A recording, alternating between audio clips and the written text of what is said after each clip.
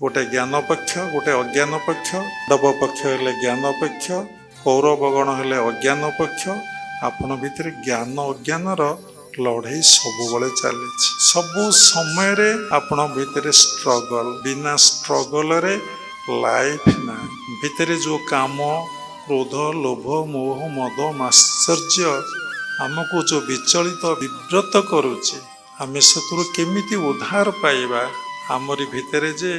आमर शत्रु अछंती आमरी भितर जे आमर मित्र अछंती आमे से कथा को अनुभव करिपा तेणु सेतिपई सत्संगर आयोजन सेतिपई दीक्षार आवश्यकता आमे जदि ए शून्य कॉलेज रे ना लेखे पाठ पढ़ी